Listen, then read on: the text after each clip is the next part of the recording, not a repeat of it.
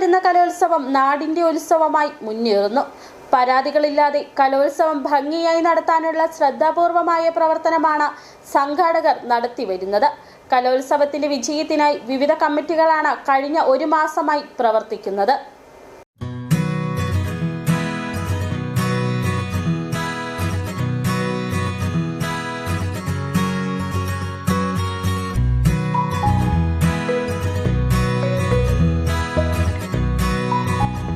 ജില്ലയിലെ വ്യവസായ കേന്ദ്രത്തിന്റെ തലസ്ഥാനമായ കട്ടപ്പനയിൽ നടന്നുവരുന്ന കലോത്സവം നാടിന്റെ ഉത്സവം എന്ന നിലയിലാണ് മുന്നേറുന്നത്. കലോത്സവത്തിന്റെ വിജയത്തിനായി വിവിധ കമ്മിറ്റികളാണ് കഴിഞ്ഞ ഒരു മാസമായി പ്രവർത്തിക്കുന്നത്. കലോത്സവ വേദികളിലെ കമാനം നിലവാരം പുലർത്തുകയും ആകർഷകവുമാണ്. മത്സരാർത്ഥികൾക്ക് ഫോട്ടോയെടുക്കാൻ സെൽഫി പോയിന്റ് ഒരുക്കിയത് ഏറെ ആകർഷണീയമാണ്. സെൽഫി പോയിന്റിൽ കയറി മത്സരാർത്ഥികളും ഒപ്പമുള്ളവരും ഫോട്ടോ എടുത്തും മറ്റുമാണ് മടക്കം. മത്സരാർത്ഥികൾക്ക് വേണ്ട എല്ലാ അടിസ്ഥാന സൗകര്യവും ഒരുക്കിയിട്ടുണ്ട്.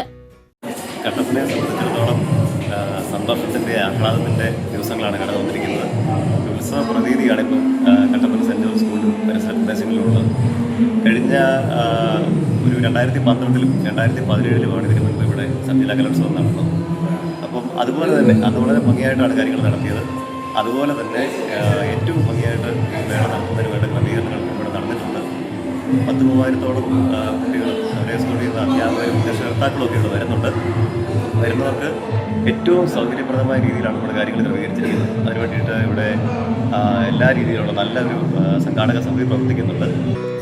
നിറനിലാവിനെ കൂടുതൽ പ്രകാശിപ്പിക്കാൻ പബ്ലിസിറ്റി കൺവീനർ വിൻസെന്റ് ജോർജിന്റെ നേതൃത്വത്തിലുള്ള കമ്മിറ്റിയാണ് കലോത്സവം ഇത്ര മനോഹരമാക്കിയത്. പരാതികളില്ലാതെ മുന്നോട്ടു പോകാനാണ് സംഘാടകർ ശ്രമിക്കുന്നത്. നിറനിലാവിന്റെ പ്രശോഭ കെടാതിരിക്കാൻ മികച്ച വിധികർത്താക്കളെയാണ് എത്തിച്ചിരിക്കുന്നത്. സമയക്രമം പാലിച്ച് മത്സരം മുന്നേറുകയാണ്.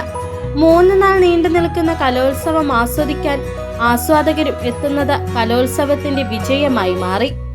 City vision, Kattappana.